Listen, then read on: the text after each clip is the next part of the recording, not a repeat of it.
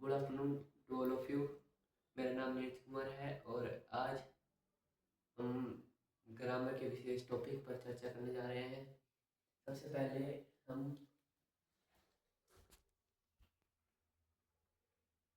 Subject के बारे में पढ़ेंगे और प्रेडिकेट के बारे में पढ़ेंगे।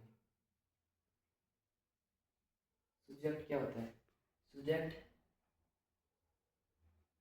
The sentence is about whom, मतलब कि सेंटेंस किसके बारे में है। और सब्जेक्ट जैसे राम गोज टू, यहाँ पर राम सब्जेक्ट है और गोज टू स्कूल प्रेडिकेट है।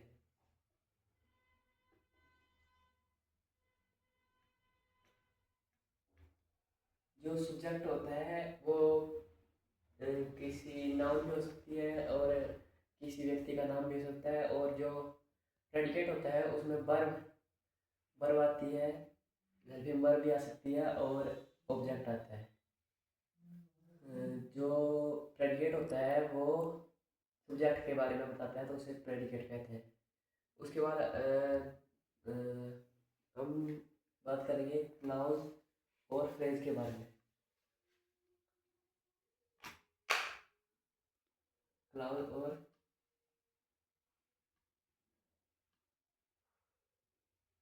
फ्रेज, क्लाउज और फ्रेज होते क्या है? एक बात तो दोनों जो होते हैं क्लाउज और phrase are group of words. Clause जो होता है वो सब्जेक्ट और वर्ब वर्ब का प्रॉपर कॉम्बिनेशन होता है, परंतु जो फ्रेज होता है वो सब्जेक्ट और वर्ब कॉम्बिनेशन नहीं होता है फ्रेज में। दूसरी बात, क्लाउज में जो होता है वो क्लाउज प्रॉपर मीनिंग दे सकता है और नहीं दे सकता है, परंतु जो फ्रेज होता है वो कभी भी प्रॉपर मीनिंग नहीं देता है। फॉर एग्जाम्पल, क्लाउज में इफ ही केम, यहाँ पर क्लाउज में ही सब्जेक्ट आ गया, केम वर्ब आ गई और यहाँ पर सब्जेक्ट और वर्ब का कॉम्बिनेशन है इसलिए ये क्लाउज है। और यहाँ पर इफ ही केम मतलब कि ये जो सेंटेंस है वो पूरा का पूरा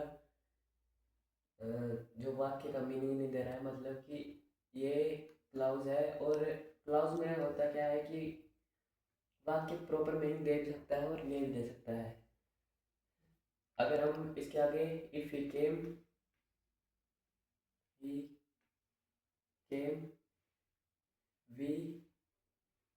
कैन प्ले ये लिख दे तो ये वाक्य का मीनिंग दे रहा है।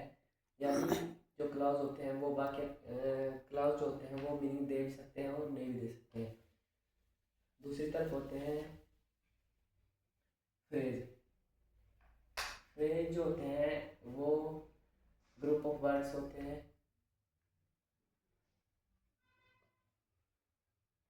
और ये कभी भी प्रॉपर मीनिंग नहीं देते हैं। For example, he went away, वो चला गया। यहाँ पर वेंट अवे जो है वो फ्रेज है और ही जो है वो सब्जेक्ट है, परंतु इतना पूरा पता नहीं है कि वो कहाँ चला गया, यानी ये पूरा प्रॉपर मीनिंग नहीं दे रहे हैं। उसके बाद हम करेंगे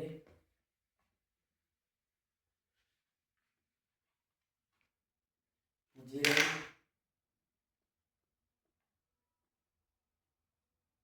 participle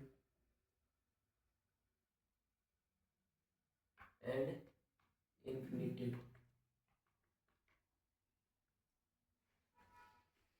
Gerund, participle and infinitive are non-infinite verbs. सिर्फ यही तीन नॉन इनफाइनाइट वर्ब्स हैं। और जिरन जो होती है, जिरन किसे कहते हैं? जिरन वो वर्ब होती है जिनके पहले वर्ब के बाद, जब वर्ब की आईएनजी फॉर्म के बाद नाउन आ जाए और ये पूरा वाक्य, ये जो पूरा वर्ब और नाउन मिलकर एज ए नाउन काम करें, तो इसे कहते हैं जिरन।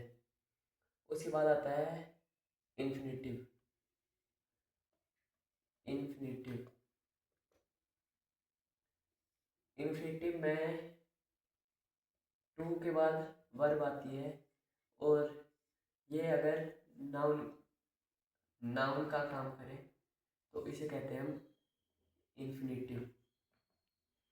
और अगर यहाँ पर टू नहीं हो, डायरेक्ट वर्ब भी सीधा नाउन का काम करने लग पड़े, तो इसे हम कह सकते हैं बैर इन्फिनेटिव। उसके बाद हम करेंगे पार्टिसिपल। पार्टिसिपल में होता क्या है कि पार्टिसिपल वर्ब जब एक्टिंग एज एडजेक्टिव, तो उसे कहते हैं पार्टिसिपल। पार्टिसिपल प्रेजेंट भी हो सकता है और पास्ट भी। यदि वर्ब की थर्ड फॉर्म एडजेक्टिव का काम करे तो वो प्रेजेंट होगा, और अगर वर्ब की सेकंड फॉर्म एडजेक्टिव का काम करे तो वो पास्ट पार्टिसिपल होगा। धन्यवाद।